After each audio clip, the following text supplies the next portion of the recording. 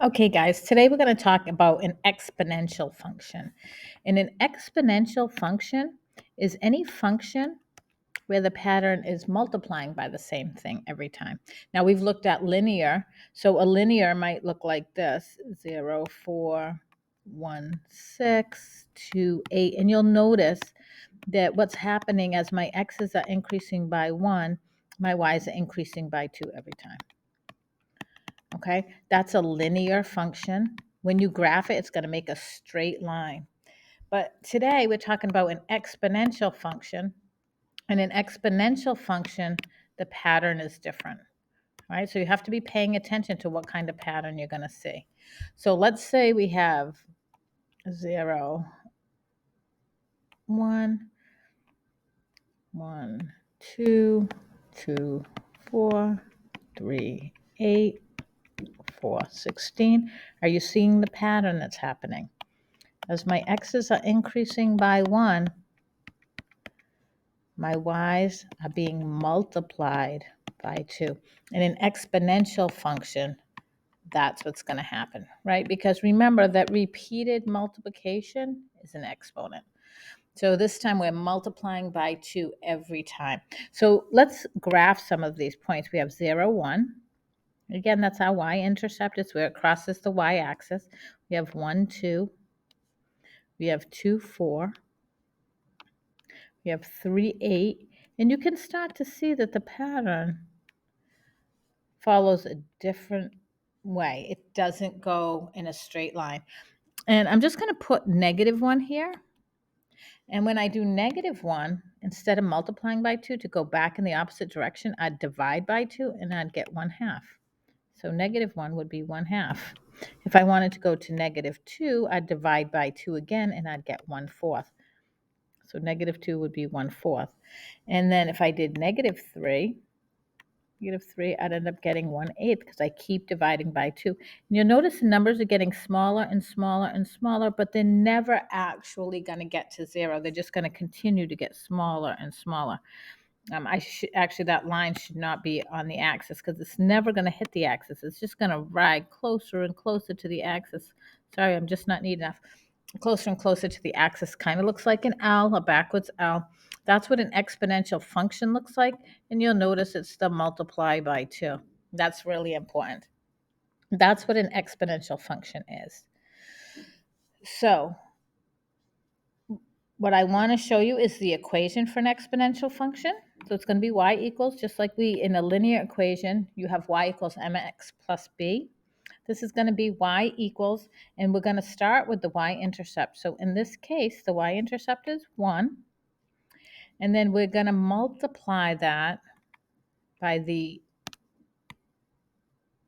growth factor. So in this case, it's times 2. So I'm going to put that here. And then the exponent on the 2 would be x. Okay, and that's how you would write an exponential function. So this is the y-intercept. This is the growth factor, or how much it's being multiplied by. Sometimes it's actually a decay, and we'll talk about that. Okay, and then the exponent is always x on an exponential function. That's how that works. So I want to talk about growth or decay because when you have an exponential function, you have growth and decay. What you want to do is be paying attention to this number. Okay, how much you're multiplying by. If the number, if you just multiplied by 1, that would mean nothing's changing. Okay, if I multiplied 1 times 1 over here, let's do it in green. If I multiply 1 times 1 over here, this would end up being 1, and then 1 times 1 would be 1, and nothing would be changing. That means everything would be staying the same. So it wouldn't have any growth. It wouldn't get smaller, but it wouldn't have any growth. Okay? Growth is any number over 1. So in this case, you can see that we definitely have growth here. Okay? We like to talk about in exponential functions, we talk about a percent of growth. So when you think about, again, we're going back here, if we multiplied by 1, right, that's really like 100%. We're holding the 100% value. It would stay at 1. We're holding the 100% value. When we go up to 2, that means it's gaining 100%. right? It went from 100% to 200%. Remember that 2 as a percent, you'd move the decimal 2 places. Let me write this in another color. 2, you'd move the decimal 2 places, and that would be 200%. So at 100%, it holds its value. So this would have a growth of 100%. So let's say instead of going this way, let's say I went in the opposite direction. Okay, so let's say over here, this number was 1/2, 1/4, 1/8, 1/16. Okay, what's happening here is I'm multiplying by 1/2. Multiply by 1/2. Multiply by 1/2. Right? So going in the opposite direction, I would multiply by 2. So this would be 2, this would be 4, this would be 8, 16. And so let's graph that and see what it looks like. So we have 0, 1. We have 1, 1/2, 2, 1/4, 3, 1/8, 4, 1/16. It's going to look like that. And then we have -1, 2. And we have -2, 8.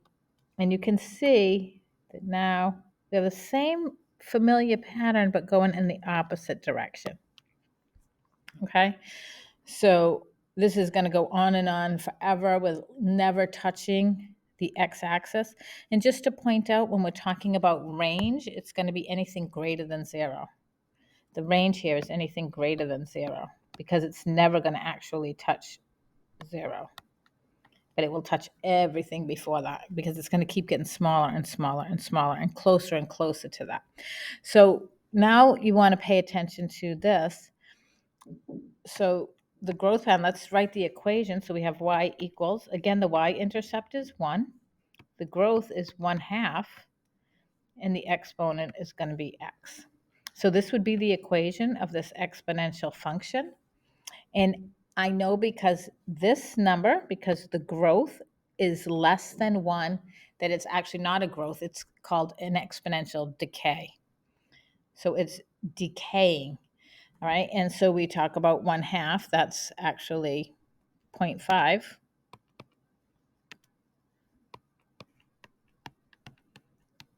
So remember that at 100%, it stays the same. So this is 50%. So it's lost 50%. Okay. So if this was, let's say this was 3/4. That means if you're multiplying by 3/4, means it's holding 3/4 of its value. It's holding 75% of its value, which means it would be a decay of 25%. Okay, and that's how exponential functions work. So you want to look at what the growth factor is or the decay factor, and then you can look at it. That means that's what value it continues to hold. In this case, it's holding 1/2 of its value, which means it's losing 50%. Here it's holding 3/4 of its value, which means it's losing 1/4, which is 25%. And that's how you would work exponential functions. That's how you would make the equation. Again, this is the y-intercept. This is the growth or decay factor. I'm just going to write growth. But if it's smaller than 1, it's a decay factor. And then the exponent would go here.